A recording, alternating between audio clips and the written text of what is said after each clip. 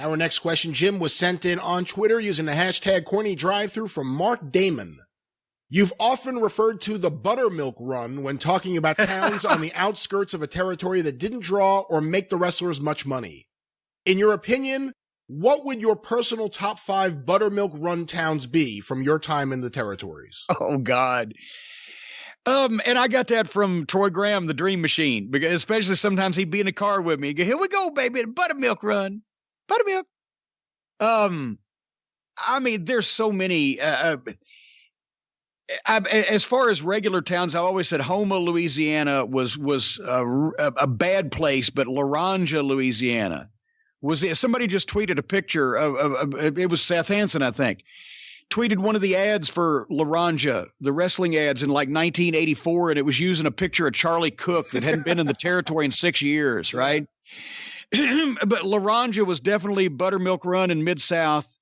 Tupelo was the classic Buttermilk Run town in Memphis, even though, I mean, there were spot shows that they ran once and maybe never again in Memphis that I'll tell you about in a second that would beat that. But Tupelo was the regular buttermilk town in Memphis. If you were on Tupelo, there was no town that you would rather make that they would run per week less than Tupelo, Mississippi.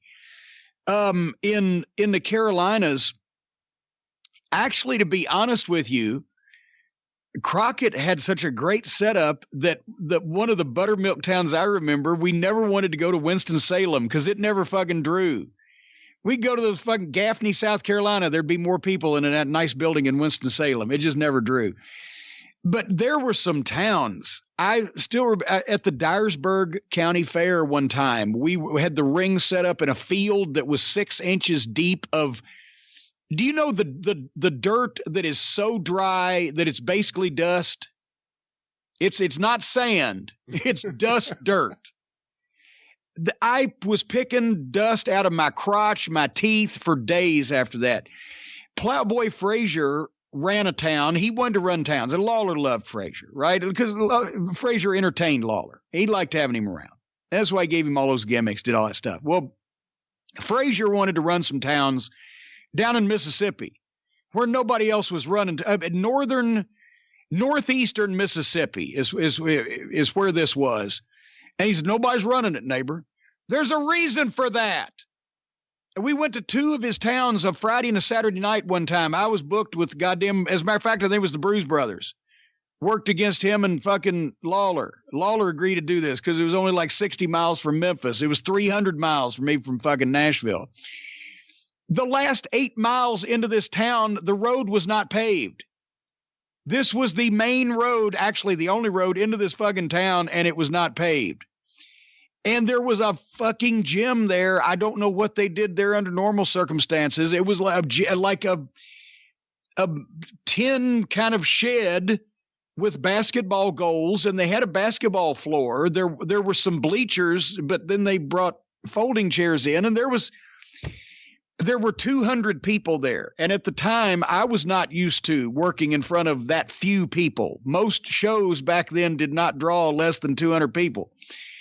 The night afterwards was in a facility almost the same, and it drew half of that. That was the Buttermilk Run. That was when Dream was in full effect. Him and Porkchop sitting there going, it's buttermilk, buttermilk. But I mean, there was towns like that, you know, but that was what originated the term Outlaw Mud Show. At one point or another, you could have a fucking wrestling show in any place in a vacant lot on the corner. We found it when I was doing the research for the NWA event in Nashville and looking through Scott Teal's book. Not only did Nick Goulas run every week in Nashville, there was wrestling weekly in Nashville from fucking under Goulas from 1940 through 1980. But at one time, he ran twice a week because there was opposition in town, and he wanted to burn the business out a little bit so that it would starve them out.